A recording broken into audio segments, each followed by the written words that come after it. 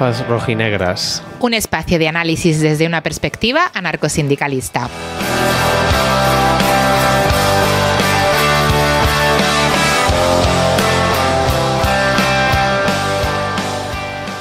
Nos adentramos ya en nuestras gafas rojinegras y hoy han venido a echar un ratito de plaza Manu y Chema de la Asociación Granada Visible, a quienes hemos invitado a charlar sobre luchas LGTBIAQ+ y sindicalismo, entre otras cosas que vayan surgiendo. Muchas gracias por venir, Manu y Chema. A vosotras por invitarnos a este espacio. Un placer teneros aquí. Y bueno, queríamos agradeceros sobre todo hacernos un huequito ahora que estáis en pleno mes de eventos y movilizaciones muy importantes en Granada con motivo del mes del orgullo. Bueno, digo un mes, pero es más de un mes, porque comenzasteis el 15 de mayo con la rueda de prensa y vais a terminar el 26 de junio con la manifestación del orgullo 2023. Sabemos que no vais en solitario, sino que os acompañan otras colectivas como la Asamblea Feminista Unitaria, la Red de Maricones del Sur, el Faro Taller, la Juani y el Espacio Vibollero. Este año habéis elegido el lema Memoria Histórica LGBTIAQ+, reivindicando nuestros barrios. Así que la primera pregunta es obligada y es si podéis contarnos por qué este lema.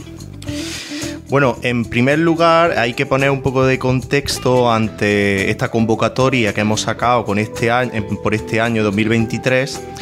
Que bueno, la convocatoria ha surgido del trabajo a lo largo de meses de una coordinadora granadina LGTBIQ+, crítica y transfeminista, que se estableció ya en el año 2022 con motivo del orgullo y en la cual estamos representadas actualmente todas las organizaciones ya mencionadas, que somos organizaciones al fin y al cabo procedentes de la sociedad civil, independientes de las instituciones, partidos y sindicatos.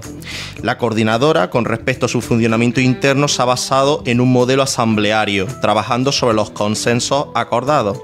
En este sentido, las distintas organizaciones, a la hora de planificar el orgullo de este año 2023, nos tomamos un margen de tiempo para considerar aquellos ejes temáticos centrales para nuestro colectivo social, tomando uno en concreto con el que nos comprometeríamos de cara a este orgullo, resultando la memoria histórica y los barrios. Por consiguiente, nuestra acción se dirigirá a la reivindicación de nuestra historia en la provincia de Granada, con, por ejemplo, figuras memorables y que han sido nuestras antecesoras y que se rompieron la cara literalmente y que sufrieron la represión del Estado franquista y de los primeros años, bueno, lo que fue la transición, como deberíamos llamar mejor, la transacción. Que bueno, pues podemos tener en cuenta tanto al famoso Lorca, tan vendido, bueno, su imagen que ha sido tan vendida por las empresas, sobre todo para el turismo, aunque es una figura incómoda si enfrentamos realmente lo que fue la figura real histórica. Pues también, por supuesto, a Kim Pérez, a José Antonio Moreno, el cura de San Ildefonso, que cobijó en esta parroquia tanto a prostitutas, comunistas, anarquistas, a feministas, a todas aquellas que estaban marginalizadas en el franquismo, como digo, estos los últimos del franquismo. A Miguel Benlloch, que fue uno de los fundadores del Frente de Liberación Gay de Granada, que perteneció a la organización Movimiento Comunista, que era una organización maoísta. La Asamblea de Mujeres de Granada, que bueno, la Asamblea de Mujeres de Granada fue la primera organización feminista en la provincia de Granada y contó con una sección específicamente dedicada a la lucha de las lesbianas y tuvo una gran importancia en Granada. O también Jesús de Albolote y María José Laparchís, que fueron quienes organizaron los orgullos en los años 90 y principios de los 2000. Por ejemplo, María José Laparchís era una mujer trans, prostituta, que regentaba el Cine X en aquellos años y bueno, cobijó en este espacio a muchísimas mujeres trans que se vieron en la calle por discriminación por parte de sus familias, sin posibilidades de trabajar, y entonces ella, pues, a ver, se entiende que al fin y al cabo la introdujo en el ámbito de la prostitución, pero porque era la única salida que tenían estas personas para seguir manteniéndose con vida. Y bueno, por otro lado, este año hemos decidido que saldremos el día 26 de junio en una manifestación reivindicativa y combativa en recuerdo del primer acto público en el Estado español por las libertades sexuales, que ocurrió en un día como este, en el año 1977, en la Rambla de Barcelona, cuando todavía estaba vigente la Ley de Peligrosidad y Rehabilitación Social, que nos llevaba a las cárceles y a los psiquiátricos, y que muchas veces, la inmensa mayoría, cuando salía nuestra gente de las cárceles, esto se quedaba, como estos antecedentes penales se quedaban en el registro e impedía que pudieran acceder a un trabajo. Y bueno, esto pues al fin y al cabo el día 26, como digo, es un acto de homenaje, de reivindicación a nuestras antecesoras, porque sin ellas no estaríamos aquí, no contaríamos con los derechos que gozamos hoy en día, y también recoger su testimonio para las luchas venideras de las que ahora mismo nosotras nos sentimos herederas. Uh-huh. Habéis hecho un gran trabajo de investigación, perdona Manu que creo que te he cortado. Ay, sí, quería añadir respecto a la fecha, que tampoco es baladí que salgamos el 26 de junio, porque esta fecha en Barcelona sienta dos precedentes. Por un lado, nos encontramos con que por parte del Estado se ejerce una represión directa contra todas las personas que salen ese día a la calle. Y por otro lado nos encontramos con que esta movilización surge precisamente al calor de los frentes de liberación que surgen en todo el Estado español, y sobre los cuales es importante que actualmente el movimiento LGTB crítico hagamos una labor de estudio y sobre lo que se hacía ya en esos años, porque al fin y al cabo sienta las raíces históricas y las raíces ideológicas de nuestra lucha, y precisamente figuras como Amanda Klein permiten precisamente contextualizar y cuáles son las bases materiales de nuestra opresión, que es algo en lo que actualmente estamos centrándonos. Uh-huh. Claro, entonces estos meses de preparación no ha sido para cuadrar solamente el calendario, sino, como decíamos ahora, una labor de estudio importante y de recuperar esos referentes pues cercanos a Granada, ¿no? O de Granada mismamente. Uh-huh. El 1 de mayo de este año, en la movilización de los sindicatos combativos, en la que también participasteis, pues reivindicabais con vuestra pancarta otro hecho histórico del movimiento LGTBIAQ+ granaíno, ¿no? Sí, desde Granada Visible nos sumamos a la convocatoria del 1 de mayo que impulsabais, porque llegamos a la reflexión de que la opresión que sufrimos las disidentes sexuales de clase trabajadora solo puede ser superada cuando alcancemos la liberación de la totalidad de nuestra clase. Y entendemos que es fundamental formar parte de las distintas expresiones de autoorganización de la clase trabajadora para mejorar nuestras condiciones de vida y combatir la discriminación laboral hacia las personas LGTBIQ+ y las altas tasas de desempleo que sufren especialmente las personas trans. Desde el año pasado es cierto que tras un estudio sobre nuestra memoria histórica en la provincia de Granada, descubríamos que la primera movilización como tal, el primer acto público en Granada en el cual se reivindicó nuestros derechos y que precisamente combatía, y además en unos términos revolucionarios, al Estado, que justamente nos estaba metiendo en las cárceles y criminalizando y patologizando. Esto fue un 1 de mayo del año 1979, cuando en ese momento se había fundado el Frente de Liberación Homosexual de Andalucía, que bueno, como mencionaba antes, en Granada uno de sus fundadores fue el performero y artista Miguel Benlloch. Como digo, en ese día, precisamente el 1 de mayo, hubo una pancarta que llevaron varias maricas que llevaba como lema "No a la discriminación en el trabajo".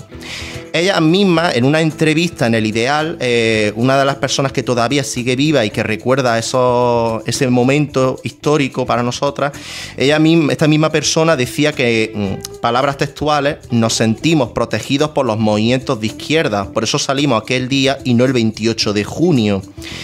Esto también es de destacar porque al fin y al cabo, en ese momento en el que no había una organización fuerte en aquellos años, como digo, en el año 79, salir el 28 de junio era muy difícil porque no sabías a lo que te podías enfrentar. Y estas personas ya participaban en organizaciones sindicales de clase obrera, muchas pues, de movimientos más marxistas o anarcosindicalistas, y entonces pues consideraron que en el mejor momento en el que podrían salir a las calles a reivindicar sus derechos era el 1 de mayo, porque iban a estar arropadas por sus compañeras de lucha precisamente. Y bueno, este hecho histórico precisamente nos muestra el camino que debemos seguir. Partir de las discriminaciones concretas que sufrimos como disidentes sexuales de clase trabajadora, organizarnos contra ellas y visibilizar que no son casos aislados, sino parte de la opresión sistémica que genera el sistema capitalista. Esa pancarta que sacasteis el 1 de mayo en conmemoración con ese otro 1 de mayo, ¿no? Decía no a la discriminación en el trabajo. Es una reivindicación que sigue de plena actualidad. Así que yo os quería preguntar las barreras que se encuentran con más frecuencia las personas LGBTIAQ+ a la hora de acceder a un empleo o una vez que ya tienen este empleo. Bueno, en este sentido viene atendiendo a los datos y en esto nos basamos en el informe de la Unión General de Trabajadores hacia centros de trabajo inclusivo, la discriminación de las personas LGTBI en el ámbito laboral en España del año 2020, que es el informe más completo hasta el momento. Que bueno, aquí todas sabemos que no pecan precisamente de anarcocomunista la UGT. No. Pero bueno, aquí en este informe se muestra que las barreras que se dan en todos los niveles, desde el acceso hasta las propias condiciones laborales. En cuanto al acceso, el 86,6% de personas LGTBI cree necesario ocultar su orientación sexual o identidad de género en las entrevistas de trabajo. El 40% de las personas trans afirman haber sido rechazadas en las entrevistas por su identidad de género. Si comparamos los datos entre personas trans y cis, el paro es más del doble. Estos datos nos muestran una clara exclusión de las personas trans del ámbito laboral y por tanto una imposibilidad de reproducir su vida. En cuanto a las condiciones laborales, el 75% de trabajadores han presenciado algún tipo de LGTBI-fobia. El 60% de trabajadoras LGTBI no se sienten seguras en su espacio de trabajo. El 55% no han recibido el apoyo de sus compañeros. El 56,82% de personas trans han sufrido más de 3 veces violencia sexual. Además, para entender la magnitud de estos datos, hay que saber que el 60% de las agresiones no se denuncian y solo el 30% prosperan. Estos datos nos llevan a concluir en que la violencia LGTBI-fóbica se perpetúa sistemáticamente en el ámbito laboral y que no tenemos herramientas para actuar frente a ella. Con la cuestión de los protocolos nos encontramos con que estos no son conocidos por la mayoría de trabajadores y hemos visto cómo en la práctica son una herramienta legal muy limitada y prácticamente sin eficacia. Por ello, aunque debemos reivindicarlo, aunque sea para paliar de manera muy reducida la violencia hacia nosotros y porque nos aporta una experiencia de lucha vital, debemos hacerlo exponiendo sus limitaciones y la forma en la que estos acaban sirviendo para blanquear a las instituciones capitalistas. La verdad que las cifras que compartís son alarmantes, desde luego. Así que yo os quería preguntar si, a pesar de esto, ¿no? A pesar de la clara discriminación que sufre este colectivo en lo laboral, si creéis que se ha perdido un poco de vista la lucha de clases dentro del movimiento. Sí, completamente.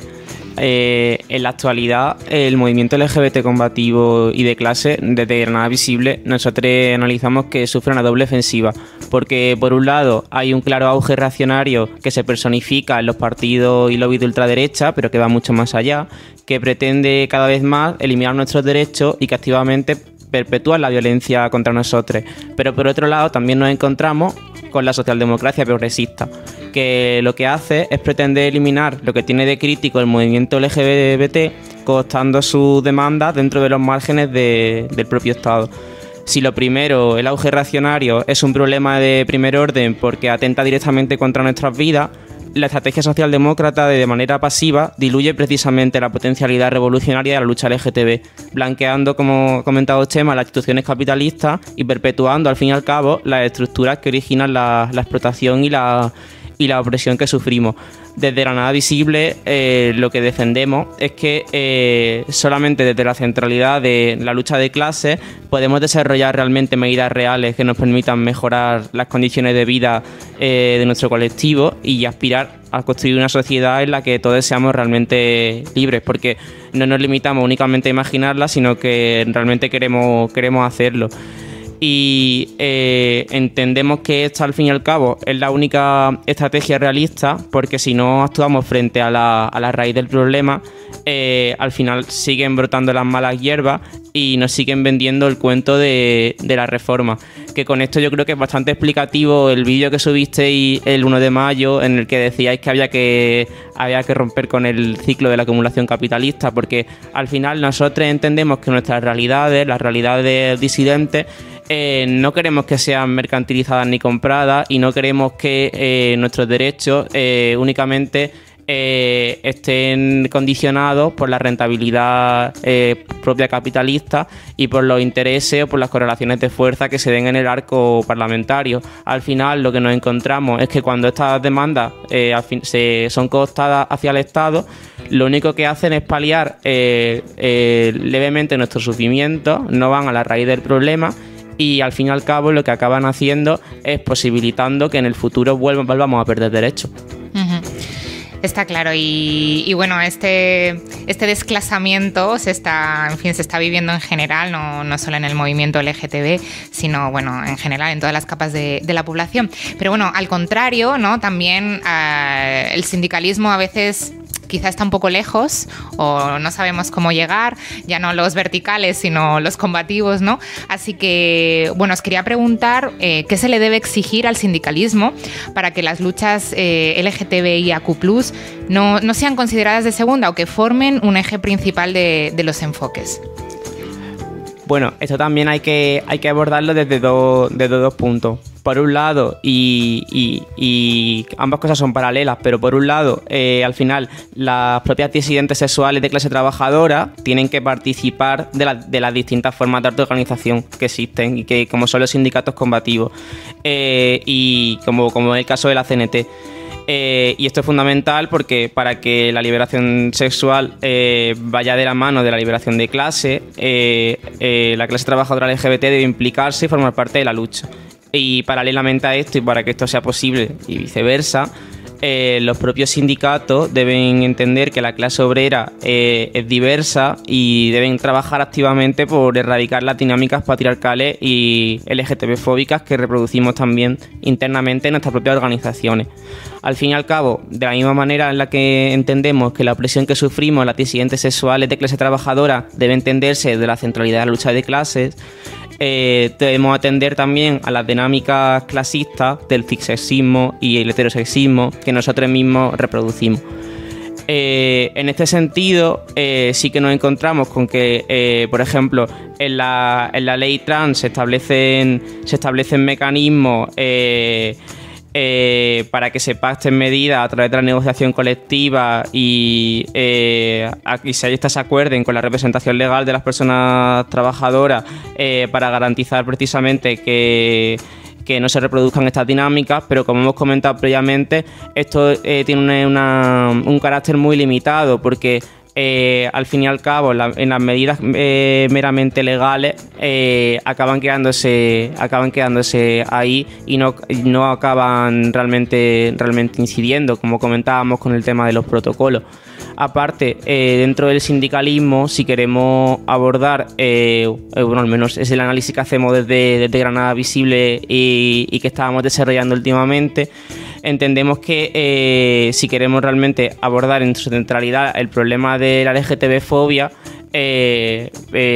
ligada obviamente a la centralidad de la lucha de clases, el sindicalismo debe situarse desde formas de independencia política y de independencia organizativa al margen de las grandes estructuras verticales que comentaba y de las burocracias sindicales. Estamos hablando un poco de la transversalidad de las luchas, ¿no? De esos puntos de encuentro, de que no valen unas sin las otras. Y esto de la transversalidad, pues igual es una palabra así que a mucha gente no le dice nada, o que quizá se dice mucho, pero un poco vacía, ¿no? Para rellenar lemas o convocatorias, pero bueno, como que consideramos que la idea de transversalidad es totalmente imprescindible. Así que, bueno, también quería preguntaros qué redes o qué alianzas consideráis importantes dentro de Granada Visible para la consecución de vuestros objetivos. Sí, pues nosotros en esto últimamente hemos estado leyendo a Holly Lewis cuando dice aquello de que es necesario trabajar en la construcción de un movimiento internacional para expropiar a los expropiadores, desde el cual el sexismo tradicional y oposicional se ha abordado como una condición y una consecuencia propia de la explotación. Por ello, y porque como Lewis entendemos que este es el único futuro por el que merece la pena luchar, debemos desarrollar una política, un proyecto político que adopte como eje central la solidaridad. Y esto nos permite precisamente generar distintas redes y comunidades de lucha.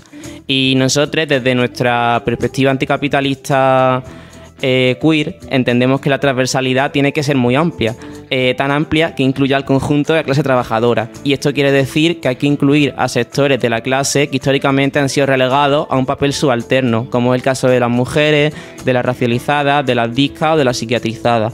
Por ello, nosotros incorporamos como luchas afines el feminismo transinclusivo, el antirracismo, el anticapacitismo, el ecologismo, el antiespecismo y, por supuesto, como decimos, todas las luchas que parten desde la autoorganización de clase trabajadora para mejorar sus condiciones de vida y alcanzar su liberación. Además, también entendemos que debemos empezar a tomar partido y empezar a tomarnos en serio la construcción de relaciones sociales que realmente sean contrarias a las capitalistas y contrarias a las normas cis heterosexistas. Y esto implica empezar a practicar y a reflexionar acerca de la abolición de la familia, implica empezar a cuestionar la monogamia, porque si no queremos disociar medios y fines, debemos empezar a germinar en nuestra propia cotidianeidad las relaciones sociales a las que aspiramos a construir, precisamente aspirando a construirlas frontalmente en oposición contra las formas sociales capitalistas. Uh-huh. En este sentido, y ya concluyo, el lema del orgullo oficial de este año precisamente hablaba de la diversidad familiar, también el que va a sacar el Ayuntamiento de Granada. Y nosotros, la reflexión que hacemos al respecto es que nosotros no queremos una diversidad familiar en la que las disidentes sexuales sean mejor amoldadas al sistema capitalista. Nosotras realmente queremos romper con esas normas y plantear otra nueva forma de vivir. Uh-huh. Reventar el imaginario, ¿no? Y ver qué posibilidades hay detrás de lo que nos imponen. Muy interesante. Además, abríamos el programa hablando de esta Granada hostil. Granada está muy bien, pero es una ciudad hostil para los proyectos de vida aquí. Entonces, bueno, las alianzas son importantes y vamos, nos sumamos a las palabras que acabas de compartir. Y bueno, quería continuar un poco así contándoos, informando que en el último congreso de CNT, que se celebró en diciembre de 2022, se aprobaron dentro de las estrategias de acción sindical una serie de líneas base, de estrategias para la lucha LGTBIQ+ dentro del ámbito laboral. Y además, como algo importante, porque el ámbito de las luchas LGTB o el ámbito de la mujer que estaban relegadas a la acción social. Sin embargo, ahora están como incluidas en la acción sindical, lo cual también es muy importante para bueno, pues eso, que la lucha está en lo material también, ¿no? En las condiciones materiales. Entonces, bueno, la verdad que el artículo, lo que se aprobó, es bastante largo. Yo he traído algunas líneas para compartir, por ejemplo, el reconocimiento de la diversidad sexual y la identidad de género y plenas garantías de integridad, igualdad y derechos para las personas LGTBIQ+, dentro de los puestos de trabajo, incorporar la diversidad sexual y de género a la negociación colectiva, cupos que fuercen la contratación de personas trans en el ámbito privado y de la administración pública, reconocimiento de la transfobia como riesgo riesgo psicosocial autónomo, inclusión de la condición de las personas trabajadoras trans en las políticas de salud laboral y prevención de riesgos laborales, protocolos de igualdad para la diversidad sexual y de género en la empresa, para que no haya discriminación en la contratación, ni tampoco en los procesos de transición de las personas trabajadoras trans. Bueno, he traído algunas líneas, pero son muchas más que esperemos que estén publicadas dentro de poco para que cualquier persona pueda leer los nuevos acuerdos de la CNT. Y bueno, creo que son bastante ambiciosos, dan un margen amplio de actuación. Por supuesto, se verá hasta dónde se llega, ¿no? Porque los acuerdos luego hay que ponerlos en práctica. Y bueno, pues por nuestra parte recordaros que tenéis las puertas de CNT Granada abiertas de par en par y que nos ha resultado y siempre nos resulta muy enriquecedor coincidir con vosotros en las distintas ocasiones en las que hemos tenido ocasión de hacerlo, ¿no? Os quería agradecer que os hayáis pasado un ratito en esta plaza de nuestro pueblo donde hay hueco para todos, ¿no? Y os recomendamos a quien nos estéis escuchando que sigáis a Granada Visible en sus redes y que prestéis atención a su programación de este mes, que viene cargadita y con mucha variedad. Así que antes de despediros, no sé si queréis aprovechar para difundir, ¿no?, este super mes que habéis preparado. Dale, Chema. Bueno, la verdad es que si ahora me pusiera a decir todas las actividades que se han planificado y organizado, aquí no terminamos, de verdad. Sí, es que lo tenéis completo el mes. Y ojo, y todavía quedan más actividades, ¿eh? O sea, que aunque la programación se ha publicado como definitiva, realmente no es totalmente definitiva, ¿eh? Puede haber sorpresas, ¿no? Sí, habrá sorpresas. Se prevé que haya algunas actividades más. Estamos a ver si se pueden confirmar, pero... la verdad que yo lo pienso y digo, madre mía, es que todo el trabajazo que ha habido detrás ha sido impresionante. Yo ahí es que de verdad agradezco enormemente toda la disposición de mis compañeras para sacar adelante todas estas actividades que, vamos, ya habréis visto, hay charlas, mesas redondas, rutas, ¿no? Rutas también. Las rutas, bueno, actividades afinas de ocio que no pasen por el consumismo y que podamos crear lazos comunitarios, que para nosotras que nos parece súper importante, porque la única institución de sociabilización que tenemos son los locales de ambiente y ahí se pasa por quién tiene el capital para poder mantener el tiempo allí.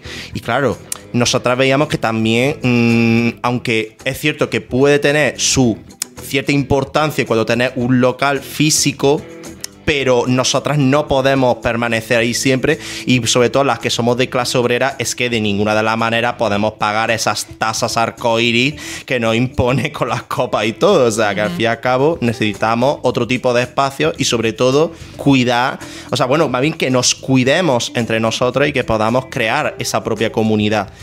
Y bueno, al fin y al cabo también es verdad que esta convocatoria es también una forma de deslegitimar a la propia institución y su intento de apropiarse de la lucha social y eliminar toda su carga política, porque no se puede olvidar que, bueno, ahora en estos momentos que está gobernando el PSOE, en todo momento no se ha aprobado ningún tipo de medida real, que con esto que estamos diciendo, que estamos hablando de servicios públicos con presupuestos, personal cualificado, que haya una planificación, un seguimiento y una evaluación. Si no hay todo eso, cualquier palabra se la va a llevar el viento, y aquí seguimos sufriendo esta opresión, seguimos marginalizadas, y claro, todo esto es que directamente es mearse en nuestra cabeza. O sea, literalmente nos están usando solamente para blanquear sus políticas neoliberales, porque todo esto va de ahí, que es justamente la incapacidad de tratar lo público de ninguna de las maneras.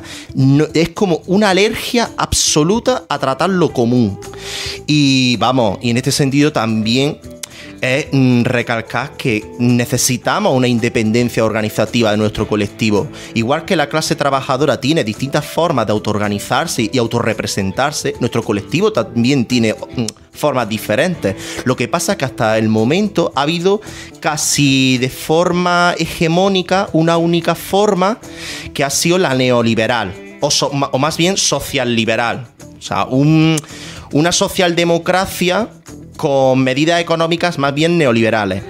Lo que pasa es que desde los orgullos críticos de todas las organizaciones que no defendemos, rompemos absolutamente con el sistema capitalista, hemos tenido que construir nuestros espacios porque no había otra forma de poder representarnos, porque como digo, las grandes organizaciones como puede ser la FELGTB, la Federación Estatal u otras, han copado todo el espacio e incluso han impuesto un discurso que incluso yo diría que es totalitario, porque no permite la posibilidad de imaginar otras formas de autoorganización de nuestro colectivo social. Y pues nosotras estamos precisamente para romper ese consenso tácito que hemos aceptado de forma impuesta. Uh-huh.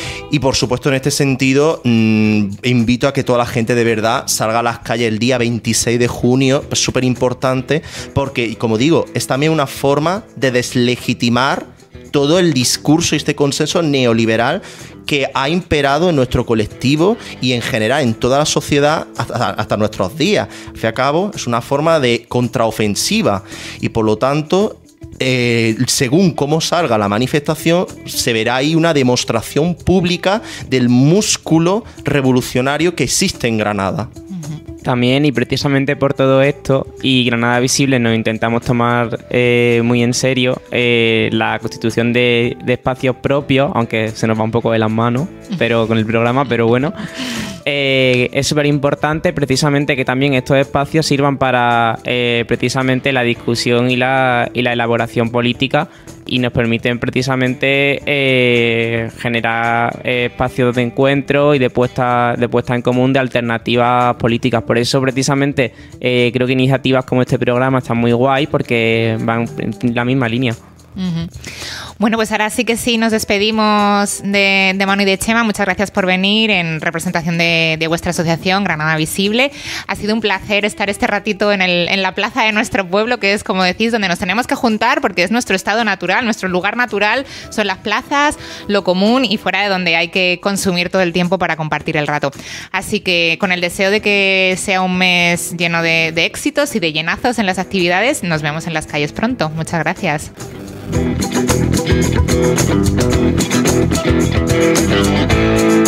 you.